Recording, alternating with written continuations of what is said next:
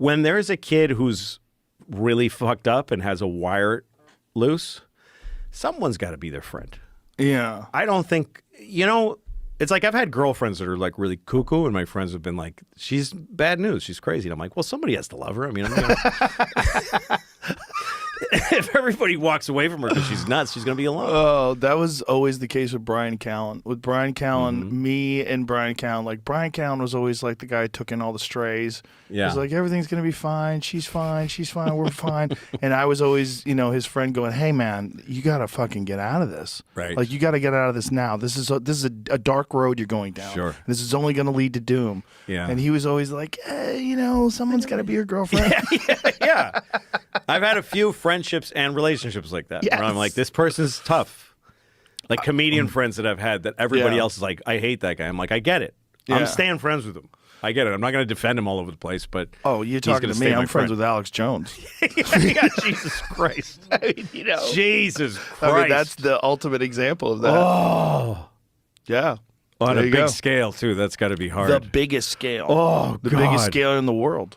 That takes a lot of fortitude to just to hang in there. He's not a bad guy. No, I mean, he had a psychotic break.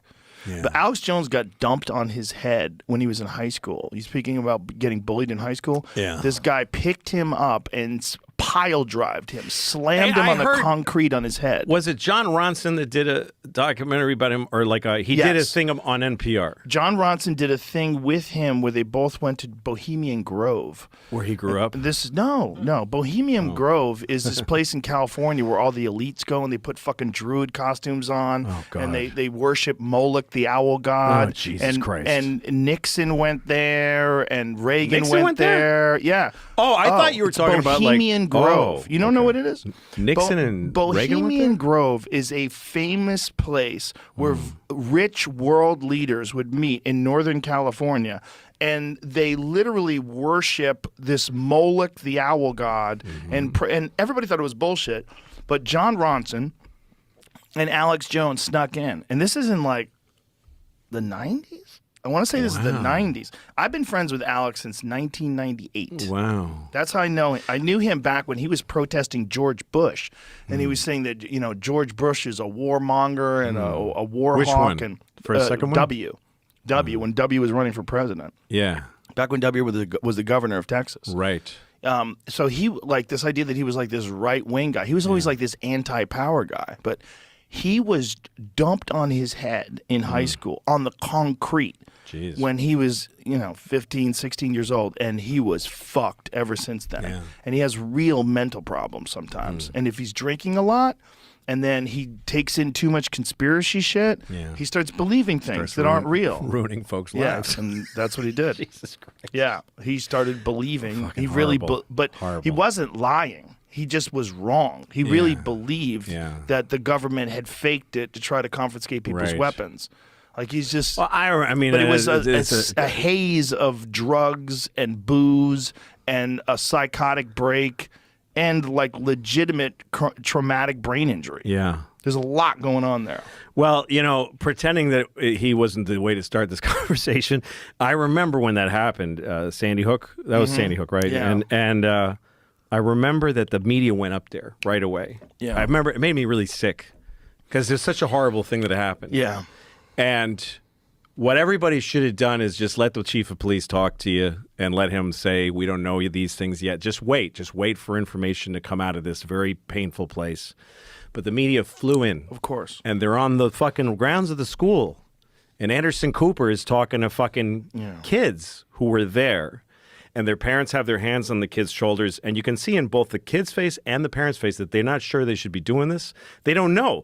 They don't. We take for granted this thing of being exposed to the media and being talking on cameras. Right. And there's been things, of course, in your life and my life where you say something or have an experience. And then afterwards you go, fuck, I wish I hadn't said that. Right. Or I didn't know how this would feel is the thing, right? So somebody who is not even in public life and who just suffered a off the charts trauma, and Anderson Cooper and his producers going, no, you should talk, talking them into it, saying you should talk to the world right now. You should be on the news talking about it now. We don't want to wait till later. We don't want to do an expose 10 years later. What was it like, or even a year? We want to know right now. So why does it have to be now? Why can't you just talk to the stoic chief of police who says, "Here's why"? Because because it's just dirty greed. It's just dirty. I want it. It'll be great on camera. Yep. I don't give a fuck what happens to this person when I leave Sandy Hook today. I don't give a shit. I'll be back in my CNN studios. I'm picking him because that's the face I remember. Yeah. And the fact that they were there, it's just macabre and it's ghoulish and it's gross. And it puts those people in a very vulnerable, fucked up position that they didn't anticipate. Yeah. They had no idea. And I'm talking out of school because I didn't experience what they experienced. But as a person sitting and watching, I'm like, I'm being told too much. I know too much about this too soon. And that's not because I need to know or it's going to help fix what happened. It's because they just want it. Because it drives ratings. That's it. That's it. It's just money. Yeah. So, and there's been an extensions of that throughout the history since then. Of every time something bad happens, nobody slows down and thinks about it. Well, there's also a thing that happens where you get eyewitness accounts that are all fucked up. And one of the reasons why eyewitness accounts that are fucked up is because when people experience a traumatic incident, their memory is very confused. You are working with a part of your brain that's like this reptilian part of your brain that's like completely freaked out that something horrible happened. And that happened after 9/11.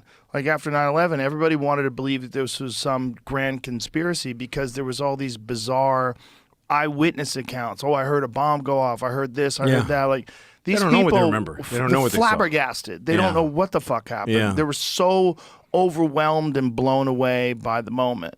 There should be, every time something awful happens, there should just be a blackout, like just a period where let's not talk to anybody. Yeah. Don't talk to the traumatized. Well, going there and sticking a fucking microphone in their face is It's evil. just so It's gross. evil. And it's par for the course. Yeah. It's like how it's done. Yeah. And then they're reporting from the place. And imagine what it's like being in that community and there's fucking a van with a, like, with what the are you, satellite thing what on are the top. you Yeah. doing here? Yeah. It's obscene. Yeah, it is obscene.